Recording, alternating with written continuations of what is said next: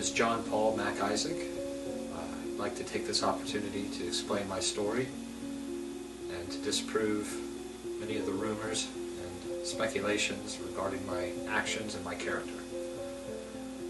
Where to begin? This is me when I was little, and this is my father. Wait, let me go back further.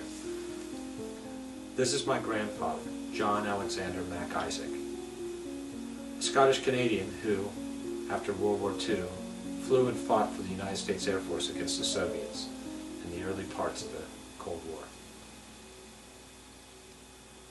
In time, my father, Steve Mac Isaac, would follow in my grandfather's footsteps, graduate from the Air Force Academy, and become a military pilot.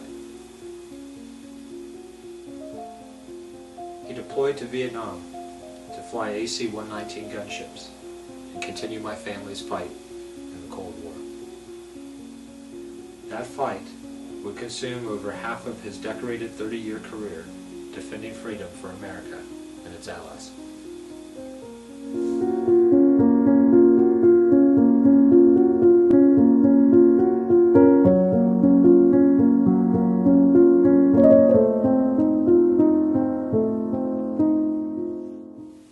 For 2 generations, the Mac Isaac family has fought during the entirety of the Cold War against communism and the Soviets. That's why it's completely absurd that anyone would ever consider me to be a Russian agent or influenced by Russia. I'm proud of my family, I'm proud of my country, and I'm proud to be an American. If I could see well, I would have followed in my family's profession and joined the Air Force. But instead, I spend my free time going to veterans reunions and archiving and preserving true American heroes and their stories. Men who fought in the warmer parts of the Cold War against the very people I am accused of actually being.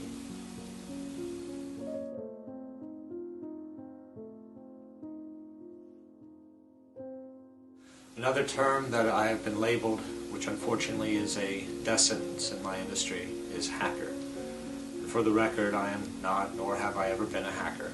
Those guys make so much more money than I do. I was hired, but never paid, to perform a data transfer from a MacBook Pro to an external hard drive.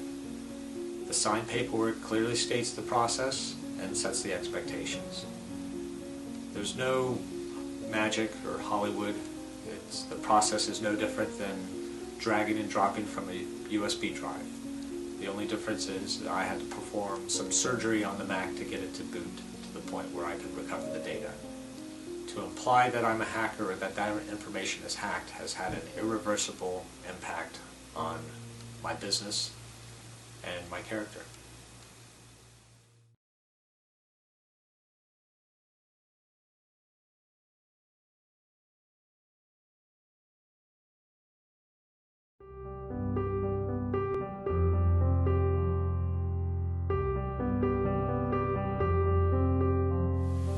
My name is John Paul Mac Isaac, and I am legally blind.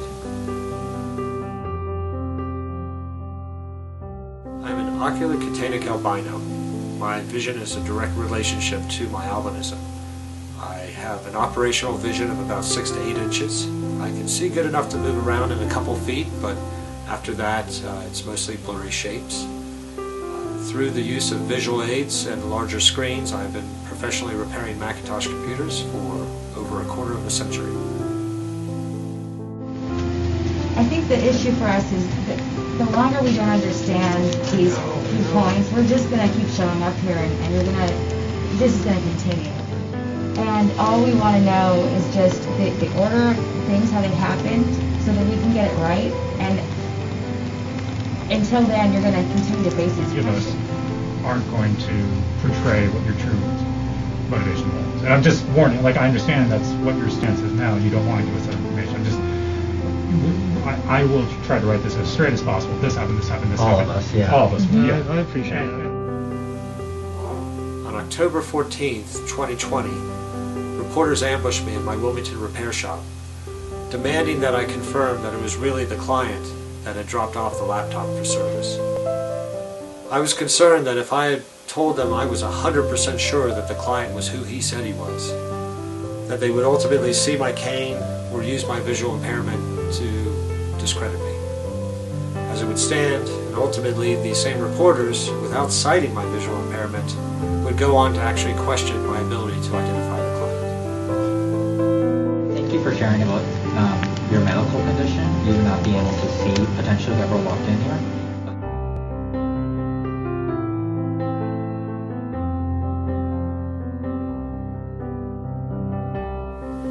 The client came into my shop April 12, 2019. I had never seen the client before, nor have I paid enough attention to the client to recognize him. But when checking him in, he provided a first name, a last name, an email address, and a phone number.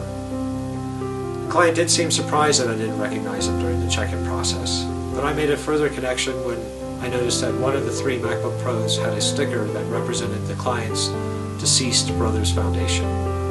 But after checking in the machine and performing the data recovery, I am 100% sure that the person in those videos, photos, and other data that I was hired to recover is the same person that came into my shop and dropped off that machine.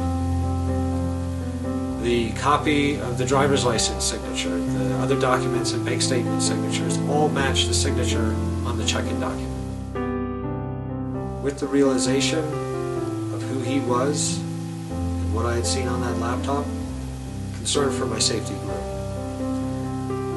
I can't imagine a family that would be comfortable with that kind of information being in the hands of someone they didn't know, especially if that family is running for President of the United States.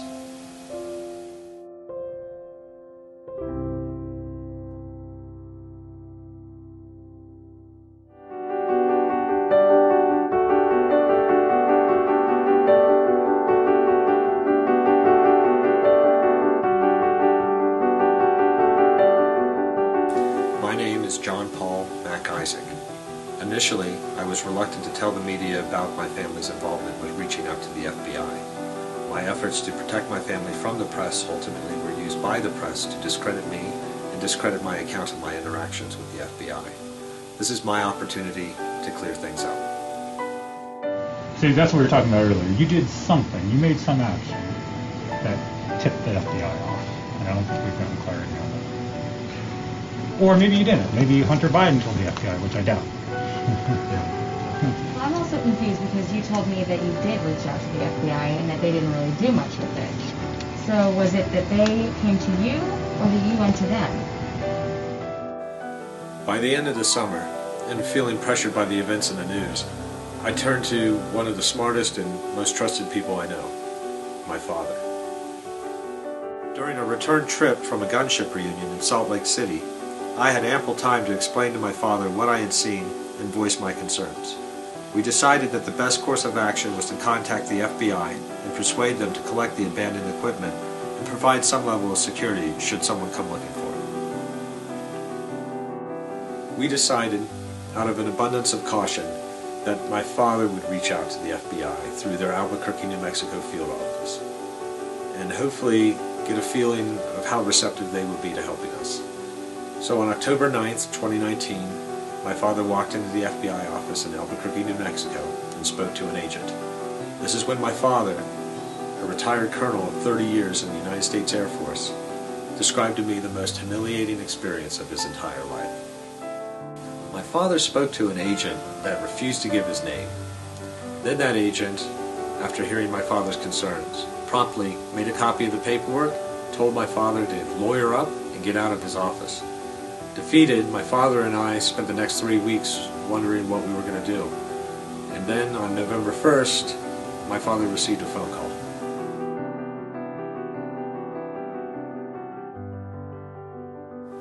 On November 1st, 2019, Agent Joshua from the FBI reached out to my father, requesting to contact me. My father collected his contact information and passed it on to me. A quick Google search revealed that Agent Joshua had been making a name for himself, busting child predators. I instantly trusted and respected Agent Joshua and instructed my father to pass along my contact information. Soon, Agent Joshua called and requested a time to meet and talk about my concerns. I agreed, and on November 21st, 2019, Agent Joshua arrived at my home with an additional agent, Agent Mike. When seated in my living room, Agent Joshua asked if I had seen any child pornography on the client's laptop. I responded that I had seen a lot of questionable material, but I wasn't paying that close of attention to see if there were children involved. But it was a concern based on the personal and private nature of the material. When asked what I was concerned about, I told them it was the personal material as well as financial and political information that could be criminal or illegal and should be in the hands of the authorities. I was also concerned about individuals, both foreign and domestic, that might seek to do me harm based on what I knew and what I was in possession of. And I just wanted it out of my shop. They told me that they'd have to contact their legal team to see if this was something that they could take possession of, but they could not make any promises. Agent Mike texted me and requested a timeline of the events leading up to me reaching out to the FBI. I responded and awaited further instructions. About a week later, agents advised me that they wanted to come into the shop to make a forensic copy of the laptop, but unfortunately they would be unable to take possession or custody of the laptop at that time. A little disappointed and a little reluctant, I agreed to meet them at the shop December 9th, 2019.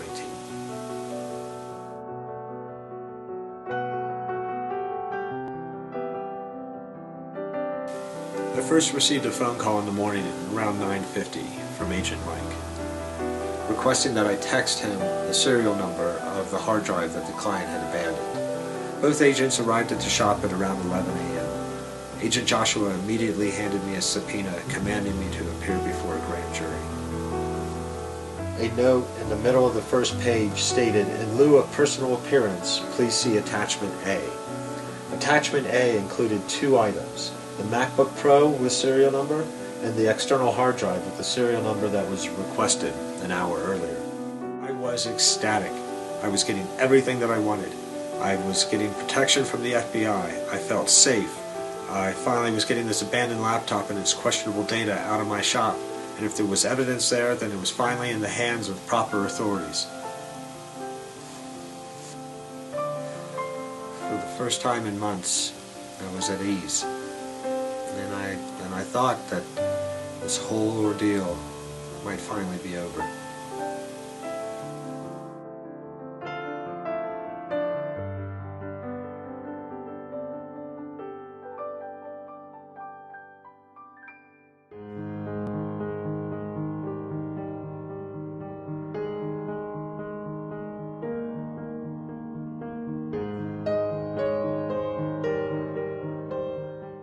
My name is John Paul Mac Isaac, and this is the story of what happened after I gave the laptop to the FBI.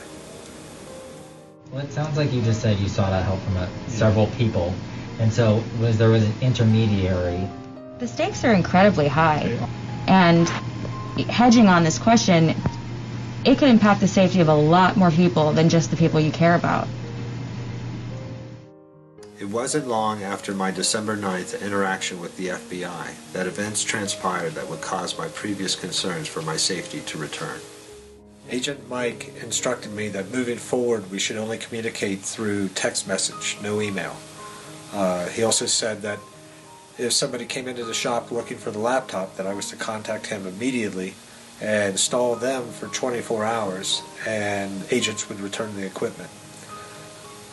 When leaving the shop that day, Agent Mike turned to me and said, "In our experience, nothing ever happens to those that don't talk about these things."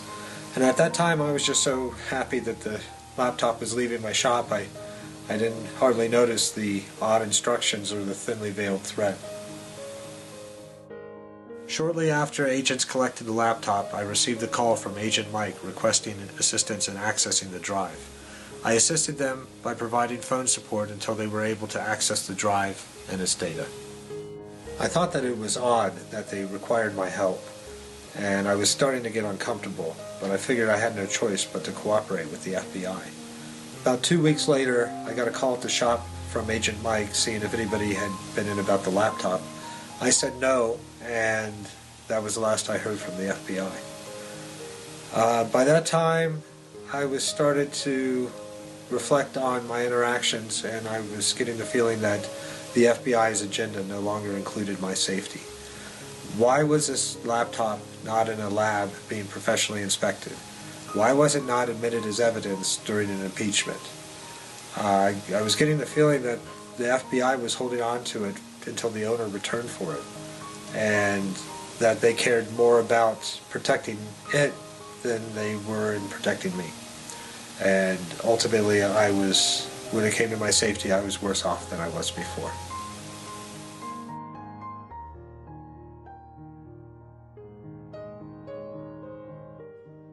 Towards the end of the summer of 2019, before my father reached out to the FBI, I did probably the smartest thing I've ever done in my entire life, and that was make a copy of the drive.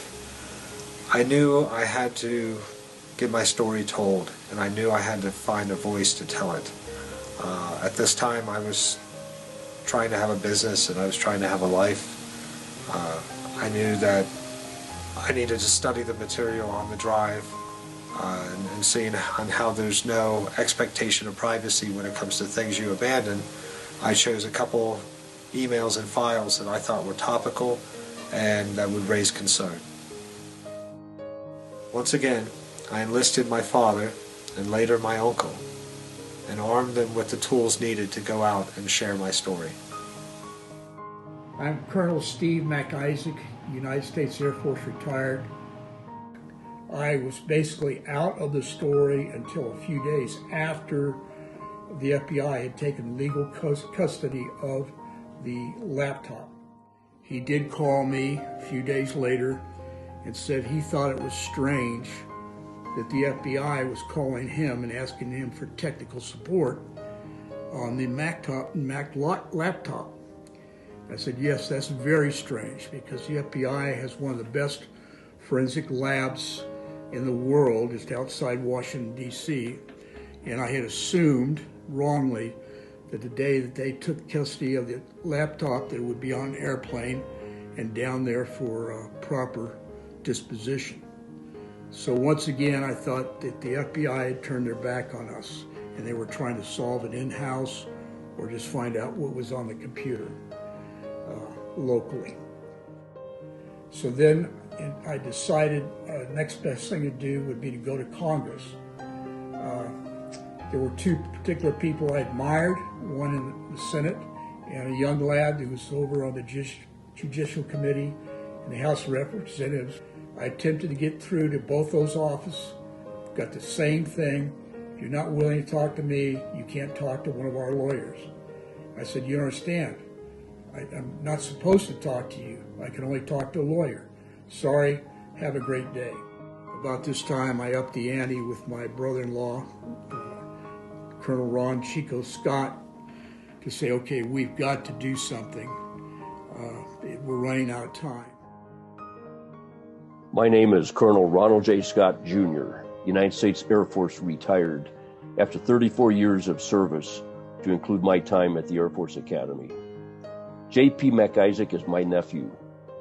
J.P.'s father, Colonel Steve MacIsaac, reached out to me towards the end of 2019 to fill me in on the laptop and hard drive and their efforts to get the drive in proper hands once they discovered its contents. On May 8, 2020, I posted a message on the White House contact page indicating I had access to potential national security and criminal information and requested a referral to the Justice Department. No response. On May 13, 2020, I reached out to investigative journalist in response to an article he published regarding Blue Star strategies. No response. On May 18, 2020, I sent documentation via email and through the postal system. This consisted of a one-page summary of 3 documents on the hard drive and a copy of the redacted FBI subpoena.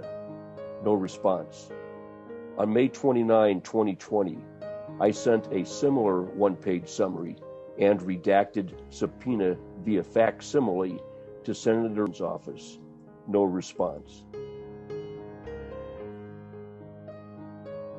I think it's a combination of a country that's so paranoid to be fed misinformation combined with other major world issues at the time that caused my cries for help to fall on deaf ears.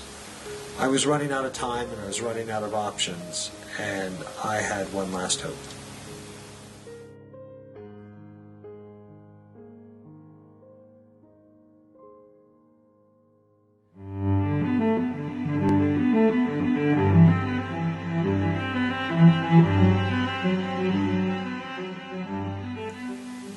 I still can't believe everything that has happened. Like, I wouldn't have to be here telling my story if people had done their job and followed the law. I would still have a business. I would still have a place in my community. I'd still have my friends. I'd still be in my home, safe, sleeping in my own bed. But I no longer have any of these things because people refuse to do their job. After the FBI abandoned me, and at great cost, I tried to get the truth to the highest levels of our government. And I would discover that that cost, there's no end.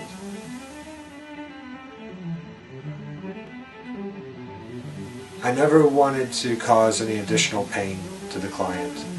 From what I had seen, he had been suffering for quite some time, and I wasn't going to add to that. My goal was to get the criminal material to law enforcement and to the Department of Justice, and never to the press or to profit off of selling the story to a tabloid. I felt bad for him because I fully understand what it's like to have a powerful father impose his will upon his son. But my father's will included a sense of honor, respect, dignity, and pride, not only for myself, but for my family and my country. When I was young, I admired my father for his courage and his bravery, and recently his 2 lessons have proved invaluable to getting me through my ordeal, and I wish every son had a father like mine.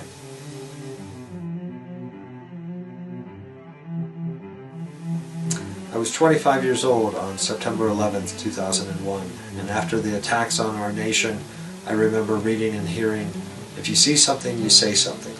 And I never forgot those words and why they exist. They're a tool for protecting the nation and its citizens, and it's the responsibility of the citizen to sound the alarm when there's danger. And I saw danger. I remember thinking to myself, if I get exposed, there's the potential that I could lose everything. And I thought that I would actually be okay with losing everything as long as the truth got out and I was safe and the people I cared about were safe. So here I am. My business is closed. I'm forced from my home, and I'm waiting for the next chapter of my life to unfold. But I know that if it were to happen again, and I was put in a similar situation, I would sacrifice it all and again sound the alarm.